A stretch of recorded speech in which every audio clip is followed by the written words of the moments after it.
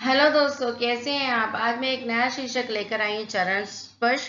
चरण स्पर्श के द्वारा आशीर्वाद, लाभ व हानि, इन सभी भारतीयवासी संस्कृति व संस्कार से बंधे हुए हैं। इस धरती में अनेक महात्मा, संत, ऋषि सभी का जन्म हमारे भारत के ही प्रांगण में हुआ है। यहाँ का वातावरण व प्रकृति भी हमारे को आशीर्वाद प्रदान करती है, बस उसे महसूस करना होता है। इसी तरह पूर्वजों का आशीर्वाद औरों के द्वारा हमारे साथ रहता है, परंतु यह कर्मों के अनुसार ही मिलता है। बड़े बुजुर्ग हो या गुरुओं को हम सभी चरण स्पर्श करके हम उन्हें अभिवादन करते हैं। वे उसके बदले सीधा हस्त उठाकर आशीर्वाद देते हैं। यह हमारी सनातन धर्म में ही है। पाश्चात्य धर्म व संस्कार है, न ही संस्कृति। आज से 20वीं सदी में सभी घरों में व परिवारों में यह चरण स्पर्श का चलन था। जैसे जैसे हम 21वीं सदी में पहुंचे, वैसे हाथ चरण में न झुकाते हुए ये अब घुटने तक आ गए हैं। ये तो सिर्फ दिखावा हो जाता कि आपने चरण छुआ, परंतु छूटने तक छू कर निकलना आपको कोई ओरा प्रदान नहीं हो पाएगा। यह सब मन न हो तो भी करना है, ऐसे विचारों में आता है। भारत के कुछ ही परिवार में चरण स्पर्श का चलन है, नहीं तो युवा वर्ग व बच्चे पाश्चात्य शैली को अपनाकर सभी पुरुष हो या स्त्री गले लगने का प्रचलन हो गया है। साथ ही साथ मिलने का यह हमारी सभ्य में नहीं आता है। हमारी संस्कृति तो हमें बड़े बुजुर्ग व गुरुओं का सम्मान करना व उनके चरण स्पर्श करना सिखाया है। छोटों को हाथ जोड़कर व साथियों से भी हाथ जोड़कर प्रणाम करना ही सिखाए। कृपया पाश्चात्य शैली को नहीं अपनाएं। कुछ सालों के बाद यही गंभीर परिणाम भुगतने पड़ते हैं। लेकिन आजकल की जनरेशन पाश्चात्य शैली ज्यादा अपनाती है। मैं तो यही कहूंगी, अगर आप पाश्चात्य शैली अपनाते हैं तो अपना सनातन धर्म भी न छोड़ें। चरण स्पर्श और बड़े बुजुर्गों और गुरुओं का आदर सम्मान भी जरूर करें। हमें हमारे बुजुर्गों ने सबसे पहले धरती माँ को स्पर्श करना सिखाया, वह इसलिए कि धरती माँ के ऊपर हमारे पांव पड़ने के उन्हें कष्ट न हो। इसलिए बिस्तर से उतरते वक्त मंत्र बोलते हुए हम उन पर पांव रखकर चरण स्पर्श करते हैं। फिर हमारे घर के बुजुर्गों व माता पिता का चरण स्पर्श करते हैं। परंतु आशीर्वाद में माता पिता को क्या बोलना चाहिए, ये भी जान लीजिए। आशीर्वाद में माता पिता अपने बच्चों को बोलना चाहिए कि तुम सुखी रहो या फिर चिरायु रहे, न कि लंबी उम्र का आशीर्वाद। लंबी उम्र का आशीर्वाद का अर्थ है आपकी लंबी आयु तो हो जाएगी, परंतु शरीर से रोगी हो जाओगे। इसलिए अपने शब्दों को भी चयन सलीके कह ले। चिरायु का अर्थ है जैसे आप यौवनावस्था में हो और खूबसूरत हो और साथ में चिरायु का आशीर्वाद हो, यानी फिर काल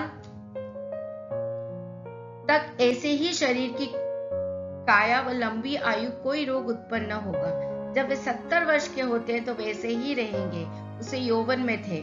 इसलिए चिरायु शब्द का उच्चारण आज से ही लें अपने शब्दों के लिए।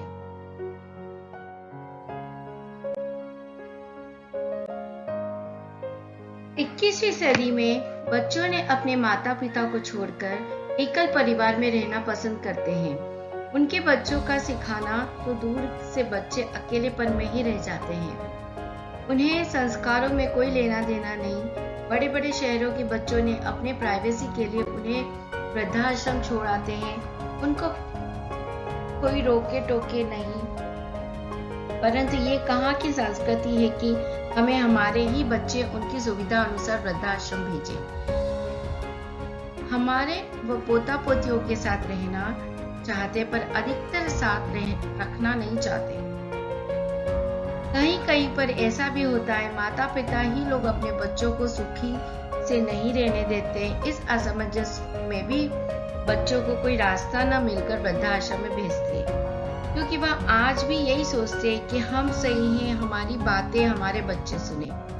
लेकिन मुझे जहां तक लगता है, एक 50 साल के बाद आपकी जब खुद की फैमिली होती है तो आप इतने सक्षम हो जाते हो कि आपको भी पता चलता है कि सही क्या है, गलत क्या है। अगर फिर भी नहीं समझ में आता है तो ऑब्वियसली आप आपके पेरेंट्स से जाके जरूर पूछेंगे। मैं तो यही कहूंगी कि हमारी जनरेशन लास्ट जनरेशन है, जो हम हमारे माता पिता की भी सुनते हैं और बच्चों की भी सुनते। आने वाली जनरेशन सिर्फ अपना ही सुनेगी और बच्चों का ही सुनेगी, वो अपने पेरेंट्स की नहीं सुनने वाले हैं। ये तो वृद्धाश्रम के बीच की बात हुई। यहाँ मैं और भी कुछ कहना चाहूंगी कि आजकल के जो पेरेंट्स है वो खुद भी नहीं चाहते हैं कि उनके बच्चे में की प्राइवेसी खले, तो वो लोग भी अकेले ही रहने चाहते हैं। और दूसरे जो बच्चे बाहर जॉब करते हैं, जो अब्रॉड में जॉब करते हैं, उस अवस्था में उनके जो पेरेंट्स है कोई यहाँ पर नहीं देख सकता, तो उस स्थिति में भी वो लोग वृद्धाश्रम छोड़ते हैं। वृद्धाश्रम कोई गलत नहीं है, वो भी बहुत अच्छा है, जहाँ वो उनकी कंपनी के लोग मिलते हैं, खेलने को मिलता है, उनका टाइम पास होता है। एनीवे, हम फिर से आ जाते हैं अपने चरण स्पर्श के टॉपिक को कंटिन्यू करते हुए। इसी सामंजस्य के आज तक समझा नहीं पा रहे हैं कि माता पिता को साथ लेकर चले, आशीर्वाद उनके हृदय से देने हैं तो लगती है। कटु शब्दों का प्रयोजन करते हुए उनकी सेवा करने में आपको बच्चों को सही राह मिलेगी। आपने अपने माता पिता बुजुर्गों की सेवा की, आगे आने वाले वंशजों में कोई भी पितृदोष लेकर पैदा नहीं होगा। आप उनका साथ आज दोगे तो कल आपका घर खूब समृद्धि से निखरेगा। मेरे पास एक प्रमाण है कि जो एक महिला वृंदावन में रहती है, ये उनकी कहानी है। उसके पास भटकती हुई एक वृद्धा ने आकर अपनी कहानी सुनाई। इसे मैं आपके साथ साझा करती हूँ। वह महिला सिर्फ पढ़ी लिखी थी, परंतु उसने अपने बच्चों को मेहनत करके खूब पढ़ाया, शादी कराई। शादी के बाद उसे एक पोती नसीब हुई।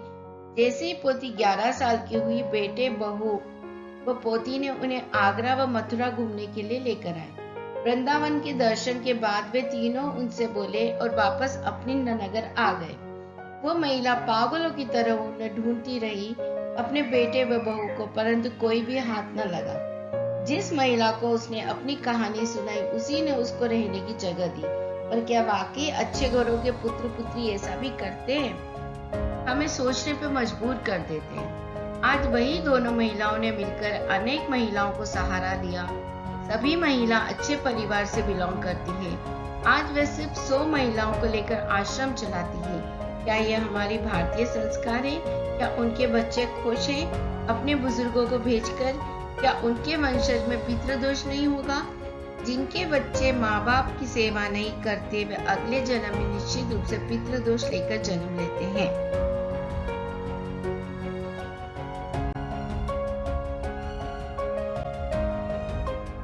चरण स्पर्श के लाभ। यदि पति पत्नी अपने बुजुर्गों को नित्य चरण छूते वक्त पत्नी अपनी साड़ी का एक सिरा उनके हाथ में रखकर और सीधा हाथ से ऊपर रखे व चरणों को प्रणाम करे, इससे आपके वंश बढ़ेगा।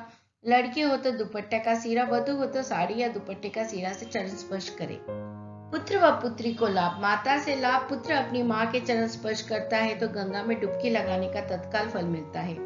सिर्फ माँ का पुत्र अपनी पत्नी के माँ के चरण कभी न छुए। आगे इसकी स्पष्टीकरण है, बताएंगे। पुत्री अपनी माँ या सासू माँ के चरण स्पर्श करने पर पुत्र को वे फल प्राप्त होते हैं, वही पुत्र को भी मिलेगा। पिता से लाभ। पुत्र हो या पुत्री, पिताजी के चरण स्पर्श करने से तत्काल 3 दिन का वास करने का पुण्य फल प्राप्त होता है। पुत्र वधु भी अपने ससुर के चरण छूने से यही फल मिलेगा। गुरु के चरण स्पर्श में क्या लाभ। पिता को गुरु के बराबर गुरु पूर्णिमा का फल। गुरु पूर्णिमा के दिन आप गुरु को पूजे या चरण स्पर्श करें। उनके सीधे पांव के अंगूठे के नाखून को छूकर जो फल प्राप्त होता है, वही फल गुरु पूर्णिमा के दिन पिताजी के चरण स्पर्श करने से गुरु पूजा का तत्काल पुण्य मिल जाता है। पिताजी गुरुओं के भी गुरु हैं। पुत्र हो या पुत्री हो या पुत्र वधु, नित्य अपने माता पिता के चरण स्पर्श करें, बगैर मन में कोई दुर्भाव। ये उनके आशीर्वाद से बिगड़ते कार्य भी बनने लगेंगे और जीवन सुखी, आनंदमय व कल्याणमय बन जाएगा।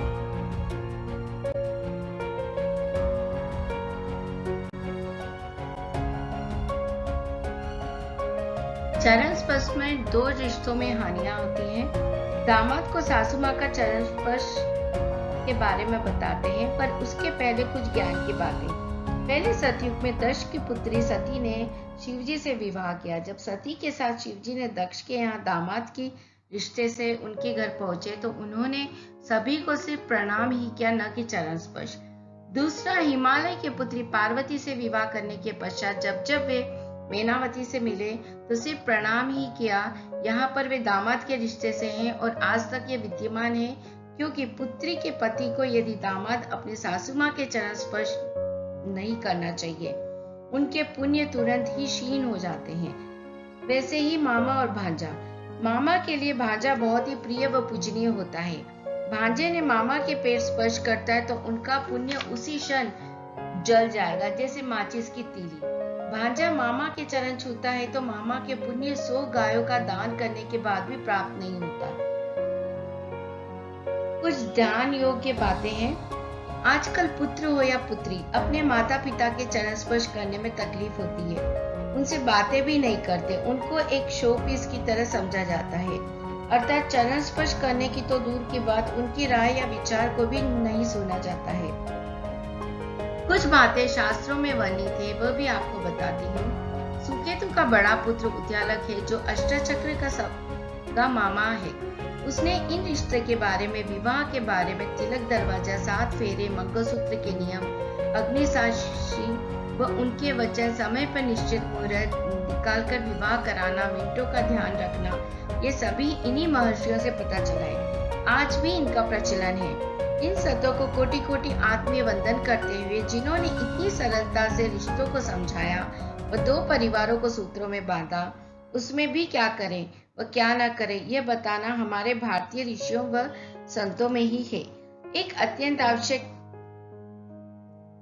कहना है कि इन संतों ने पहले ही निश्चित कर दिया था कि कलयुग के युग वर्ग एक ही गोत्र में विवाह के इच्छुक होंगे, पर करना भी चाहेंगे, परंतु हम उन माता पिता से आग्रह करेंगे एक गोत्र में न करें, नहीं तो परिणाम भुगतने पड़ेंगे, जैसे कि भयंकर बीमारियों का घेरना, जिससे उभर नहीं पाएंगे।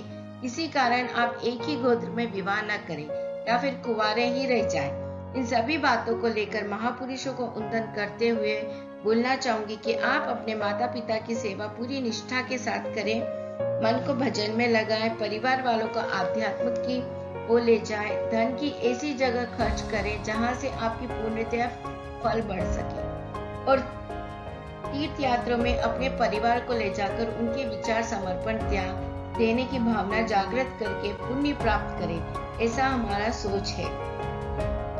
धन्यवाद। अगर आप किसी और शीर्षक में कुछ पूछना चाहते हैं तो हमसे व्हाट्सएप करके पूछ सकते हैं या कमेंट बॉक्स में भी कमेंट्स लिख सकते हैं। Thank you.